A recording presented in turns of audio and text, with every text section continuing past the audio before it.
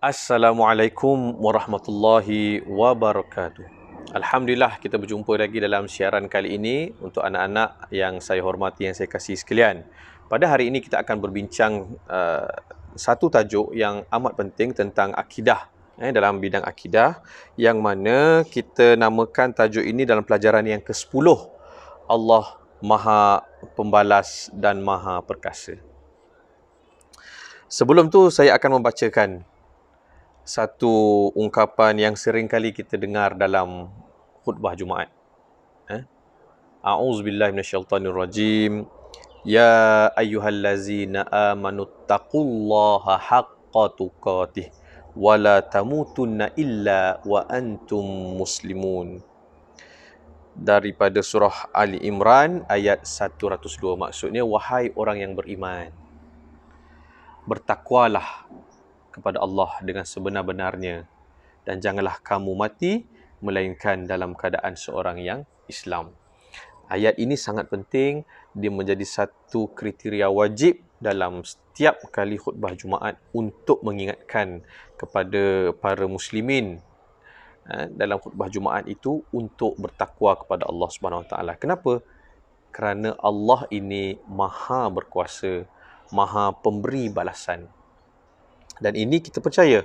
Sebab itu pada dalam tajuk ini kita akan membacakan beberapa dalil tentang kekuatan kebesaran Allah Subhanahu Wa Taala.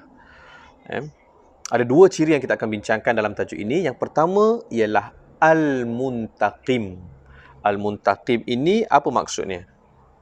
Al-Muntaqim adalah nama Allah yang menunjukkan bahawa Allah Maha Pembalas dengan menimpakan azab terhadap orang yang melampaui batas. Allah Maha Pembalas. Okay? Al-Muntaqim. Apa dalilnya? Yang pertama, daripada surah Az-Zuhruf ayat 41. A'udzubillahi minasyaitonirrajim.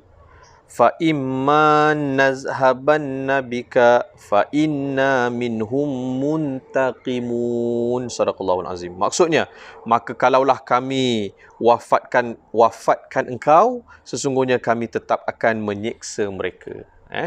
Maksudnya Allah dah janji, kalau Allah matikan, Allah juga akan menyiksakan. Menyiksakan tu apa? Menyiksakan kepada mereka yang melakukan dosa-dosa. Kefahaman mengenai nama Allah Al-Muntaqim. Allah memberikan pembalasan dengan siksaan neraka terhadap orang yang menolak peringatan Al-Quran. Surah As-Sajadah ayat 22.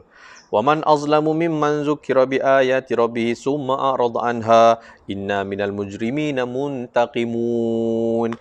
Dan tidaklah ada yang lebih zalim daripada orang yang diberi ingatan dengan ayat Tuhannya kemudian dia berpaling daripadanya.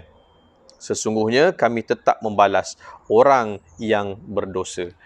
Jelas bahawa Allah dah bagi peringatan melalui Al-Quran, melalui hadis Nabi, melalui baginda, messenger of Allah, Rasul Allah, tetapi tak nak dengar. Bila tak nak dengar, maka Allah lah yang maha membalas. Dan bila Allah bagi messenger atau Rasul, daripada Nabi Adam AS sehingga Nabi Muhammad SAW, malah Allah turunkan juga kitab-kitabnya. Banyak daripada Nabi Musa, ada Nabi Daud, Nabi Nabi Isa, dan sekarang yang terakhir Nabi Muhammad SAW melalui kitab Al-Quran.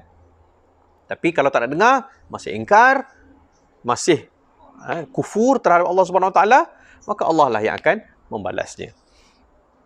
Yang kedua, Allah menimpakan azab dalam peristiwa Ad-Dukhan. Ini contohnya. Iaitu kaum Quraisy ditimpakan dengan kemarau panjang sehingga debu seperti asap menutupi mereka kerana mereka menolak dakwah Rasulullah SAW. Ini kisah dirakamkan dalam surah Ad-Dukhan ayat 16. Maksudnya, dan ingatlah pada hari kami timpakan kamu dengan paluan pukulan yang besar. Sesungguhnya kami tetap akan menyiksa dengan azab yang seberat-beratnya. Ada lagi satu. Allah memberikan pembalasan terhadap golongan yang menentang agamanya setelah diutuskan Rasul dan diberi keterangan yang jelas. Ini macam yang saya cakap tadilah. Dalam surah apa? Surah Ar-Rum ayat 47. walaqad arsalna min qablika rusulan ila qaumihim faja'uhum bil bayyinat fantaqamna minal ladzina ajramu wa kana haqqan alaina nasrul mu'minin. Maksudnya, sesungguhnya kami telah mengutus sebelummu, wahai Muhammad, para rasul kepada kaum masing-masing. Lalu mereka membawa kepada kaumnya bukti yang nyata. Kemudian kami menyeksa orang yang melakukan kesalahan, iaitu mengingkarinya. Dan sememangnya menjadi tanggungjawab kami menolong orang yang beriman. Maksudnya apa? Daripada Nabi Adam AS sehingga Nabi Muhammad SAW, keseluruhan Nabi-Nabi diturunkan untuk memberikan peringatan, untuk membawa agama yang Allah redai, iaitu agama Islam. Tapi tak nak dengar.